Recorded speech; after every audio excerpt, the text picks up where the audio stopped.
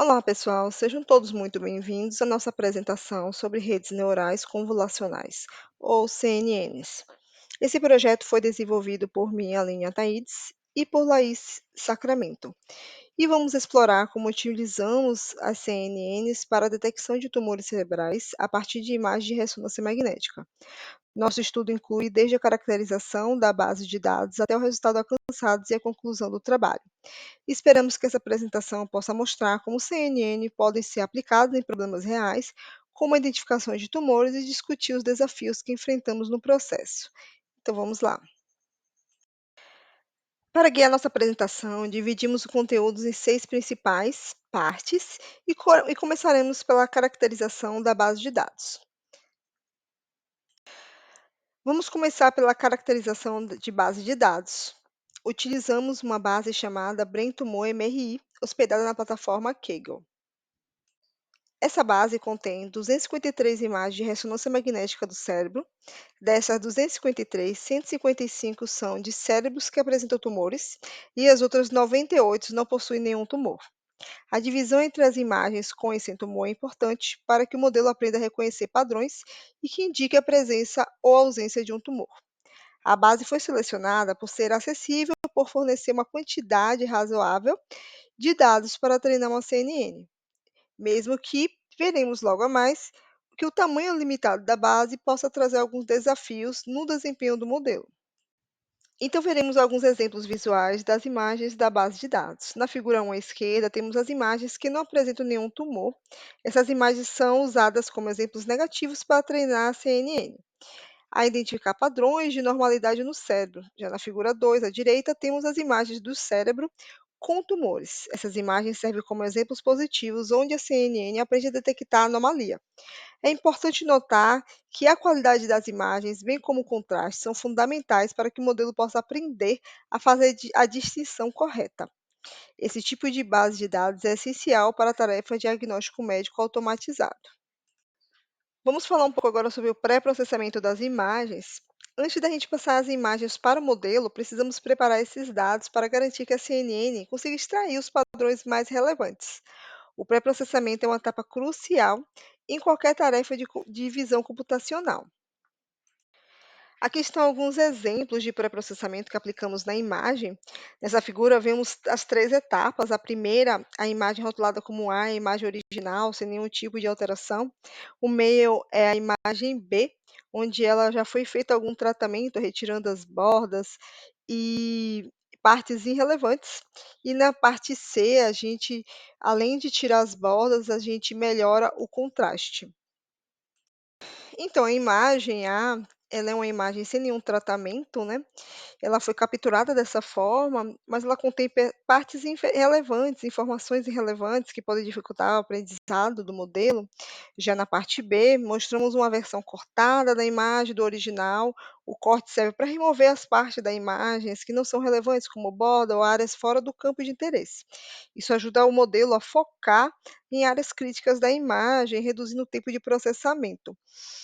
E, na imagem C, aplicamos uma técnica de equalização de histograma. A equalização de histograma, ela é uma técnica bastante utilizada na visão computacional para melhorar o contraste das imagens. Ela redistribui os níveis de cinza da imagem de forma mais uniforme, realçando os detalhes que podem estar escondidos devido a um baixo contraste. Isso torna as características importantes, como os contornos do tumor, e mais fáceis de serem detectadas pela CNN. Sem esse processo, o modelo poderia ter dificuldade de distinguir entre diferentes áreas da imagem, o que impactaria negativamente na capacidade de detecção. Então, vamos falar um pouco sobre a arquitetura que nós utilizamos para a nossa CNN, que foi baseada no modelo VGG16. A arquitetura VGG16, ela é uma arquitetura mais conhecida e utilizada nas tarefas de classificações de imagens. Essa arquitetura ela é composta por várias camadas convolucionais empilhadas, em seguida por camadas de pooling, o que ajuda a reduzir a dimensionalidade dos dados sem perder as características mais importantes. Após essas camadas, temos as camadas totalmente conectadas, que são responsáveis pela classificação final. Mostramos a arquitetura que completa, e essa arquitetura é uma das principais vantagens, é que ela foi pré-treinada com a base de dados, o que nos permite usar essa experiência já adquirida. É uma técnica conhecida como transferência de aprendizado, e significa que o modelo já sabe, entre aspas, reconhecer padrões em imagens. Nós apenas ajustamos para identificar tumores cerebrais, e isso economiza tempo e recursos de treinamento, especialmente em casos como o nosso, onde a base de dados é relativamente pequena. Utilizamos na CNN duas funções de ativação, que foi a ReLU e a sigmoide. A função ReLU é amplamente usada nas redes neurais por ajudar a resolver o problema de desvanecimento do gradiente e a tornar o treinamento mais eficiente. Já a função sigmoide é usada na última camada para gerar uma probabilidade entre 0 e 1, indicando se a imagem tem ou não tem o tumor. Quanto ao método de validação, dividimos os dados em 70% de treinamento, 15% para teste e 15% para validação. Esse split ele permite que o modelo seja treinado em grande parte dos dados e ainda tenha dados suficientes para verificar o seu desempenho durante e após o treinamento. A função de perda que usamos foi a entropia cruzada, uma função comumente usada em problemas de classificação binária, como é o nosso caso, onde precisamos decidir se há ou não há tumor na imagem. O otimizador escolhido foi o A da delta, que ajusta as taxas de aprendizado com base nas interações anteriores, tornando o treinamento mais eficiente. A combinação dessas técnicas ajudou a CNN a convergir e atingir uma boa performance. Vamos entender agora como é que foram os nossos resultados. Na tabela 1, temos a matriz de confusão, que mostra quantas previsões corretas e incorretas o modelo fez. No total, o modelo acertou 8 casos de imagens sem tumor e 27 casos de imagens com tumor. Ele cometeu 3 erros, sendo 2 ao prever uma imagem que tinha tumor, quando na verdade não tinha, e um ao prever uma imagem que era normal, mas na verdade tinha um tumor. Na tabela 2, podemos ver as métricas de desempenho. O nosso modelo alcançou uma acurácia de 92,11%, que é bastante satisfatório. O recall foi de 88,89%, a precisão de 80% e a especificidade de 96,42%.